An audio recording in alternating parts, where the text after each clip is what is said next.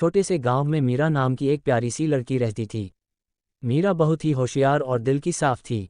उसे जंगल में घूमना, पक्षियों की चहचहाहट सुनना और फूलों के साथ खेलना बहुत पसंद था। एक दिन मीरा जंगल में तितलियों का पीछा करते करते बहुत दूर निकल गई। तभी उसकी नज़र एक बड़े पुराने पेड़ पर पड़ी। वह पेड़ बाकी पेड़ों से अलग था, उसके पत्ते सुनहरे रंग के थे और उसकी शाखाओं से चमकती रोशनी निकल रही थी। मीरा हैरान हो गई और धीरे धीरे पेड़ के पास गई।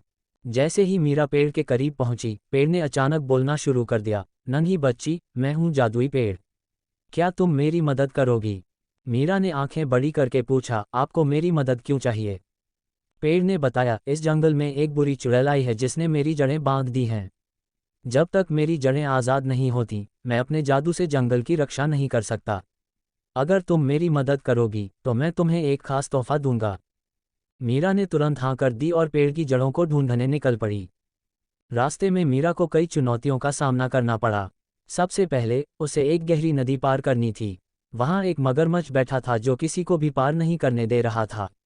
लेकिन मीरा ने डरने की बजाय मगरमच्छ से बात की, हे मगरमच्छ जी, क्या मैं आपकी मदद के बदले नदी पार कर सकती हूँ? मगरमच्छ ने कहा, मुझे पिछले कई दिनों से खाने को कुछ नहीं मिला। अगर तुम मेरे लिए कुछ खाने का इंतजाम कर सको तो मैं तुम्हें जाने दूंगा। मीरा ने अपने झोले से कुछ फल निकाले और मगरमच्छ को दे दिए। खुश होकर मगरमच्छ ने मीरा को अपनी पीठ पर बैठाकर नदी पार करवा दी। आगे बढ़ते हुए मीरा एक गुफा में पहुंची जहां बुरी चुड़ैल रहती थी। चुड़ैल बड़ी डरावनी दिखती थी और उसकी हंसी बहुत भयानक थी। उसने मीरा से कहा, अगर तुम मेरी 3 पहेलियों का सही जवाब दे दो तो मैं पेड़ की जड़ें छोड़ दूंगी। लेकिन अगर तुम हार गई तो मैं तुम्हें पत्थर बना दूंगी। मीरा ने साहस जुटाकर कहा, मैं तैयार हूँ। चुड़ैल ने पहली पहेली पूछी, ऐसी कौन सी चीज़ है जो टूट जाती है लेकिन आवाज़ नहीं करती? मीरा ने सोचा और मुस्कराकर जवाब दिया, खामोशी।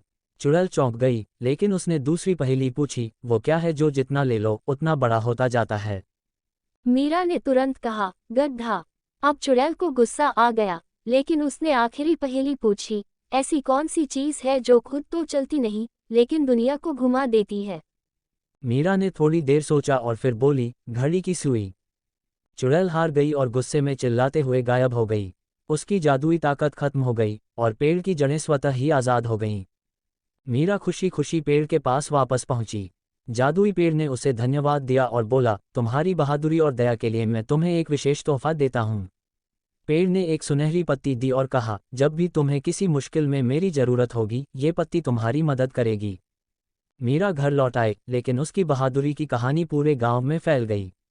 और जब भी कभी मीरा को मुश्किल का सामना करना पड़ता, वह जादुई पत्ती को निकालती और पेड़ की जादुई ताकत उसकी मदद के लिए आ जाती। इस तरह मीरा की कहानी सभी बच्चों के लिए एक मिसाल बन गई। साहस और दयालुता हमेशा सबसे बड़ी ताकत